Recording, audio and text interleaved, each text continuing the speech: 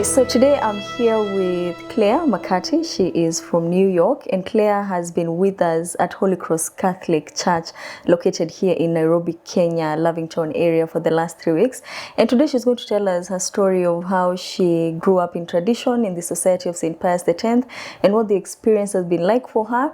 And we just get to hear more about her story. Claire, welcome. Thank you. All right, Claire, so just tell us, how did you discover tradition? Did you grow up in it? What was that like for you? So I grew up in it from when I was born. I was baptized by a society priest, and then my whole life. I've lived in Nickelville, New York, and gone to the parish there, St. Therese. My parents were the ones who discovered tradition. They were looking for something. They were looking for Catholicism. And then even after my mom converted, they were still looking for something deeper. Right. And that's when they found the society. And so since then, that's how they raised us. That's how we grew up. So you've never been exposed to the new mass, none of that stuff? It's only a little bit here and there. But I've always been going to the Latin mass, consistent. This is in New York? Yes. All right. And what is the overall landscape in terms of tradition? Are there more traditional parishes, especially with the SSPX, or is it more Novusodo? I think that there is a mix throughout the U.S. Where I am, it's very rural. So our parish has a few hundred parishioners, and then about 3 hours away, there's a bigger parish with a priory. Yeah, scattered throughout New York State, there are chapels and churches and everything, but I would say there are still a lot of Catholics there who are not going to tradition. They're going to the diocesan masses and things like that. Okay. And since you've been in Kenya for the last 3 weeks, I'm curious, how did you discover Holy Cross Catholic Church? So I was talking to the priest at my parish, just kind of having a conversation about where I should go next with my life. And almost joking, I said I should go to Africa. And then it seemed like it was providence from there because it just fell into place. I had no idea about Holy Cross or Nairobi, Kenya, anything. And then it was reaching out to a priest in the society who was in Africa who said, I'll ask the district superior for you, reach out to Father in Nairobi. We did. Father said yes, and then here you are. Here I am. The last 3 weeks, and it's been amazing having you. We've seen you singing with us in the choir and all of that.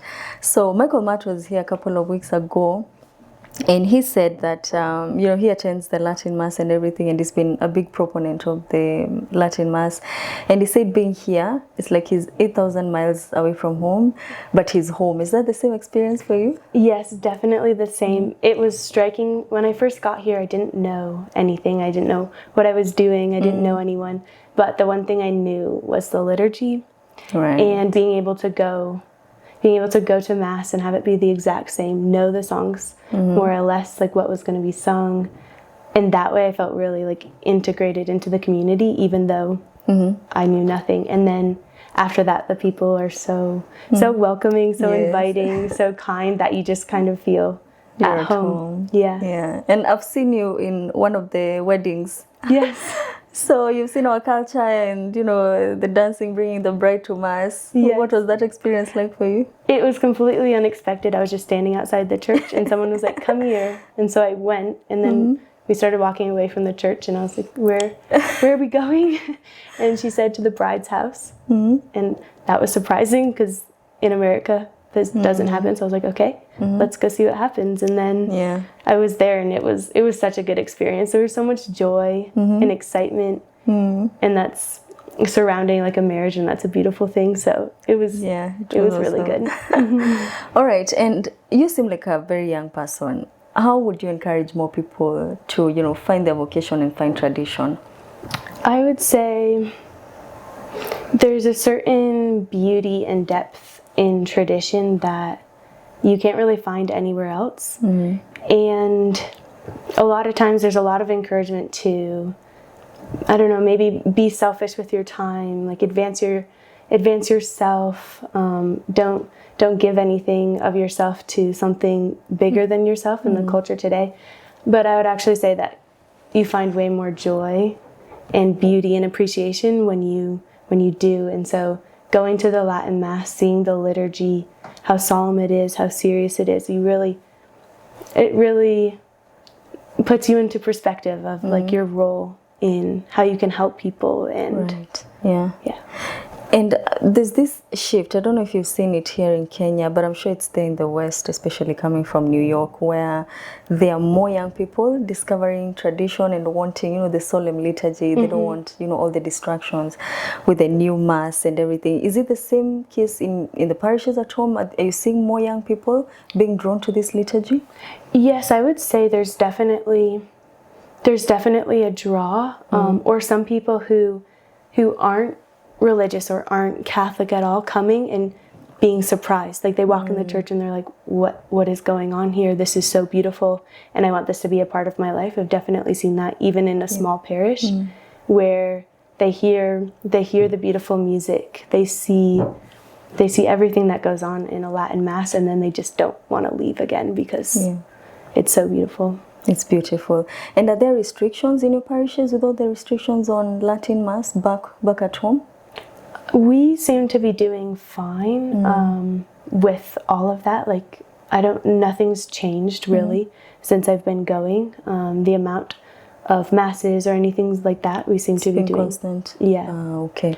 All right. So Claire, in the last 3 weeks you've been here, I've seen you do quite a bit. Could you tell us some of the activities you've been engaged in? Yes. So at the beginning, when I first got here, school at Holy Cross hadn't opened. So I spent most of my time going to Pauline's, the daycare, and that was a really good experience. The kids they're so happy, and to get to interact with them was really fun. And that's what I love doing. I love working with kids, so being able to do that here was a really good experience. And then since school has opened, I've been helping a little bit around the school. Since I'm only here for a short time, I've not been able to do too much, but this past week I started doing reading with years 1, 2, and 3, where I could select a book and present it to them. So it was fun for me because I chose Dr. Seuss, who is very American author, and most of the children didn't know him, didn't recognize him. So I got to share part of my culture a little bit with them and get to see their reactions and their excitement and their curiosity, and just be able to interact with them, get them thinking about the stories, what they learned, what they remembered, what was important to them. So that's what I've been doing. That sounds like a very wholesome experience, I bet. Any, last words for the SSPX here in Kenya, or, just young people, old people, middle-aged who are looking for tradition, a message that cuts across the faithfuls here in Nairobi, Kenya, or in Kenya in general, and the US. Any takeaway we should get from you?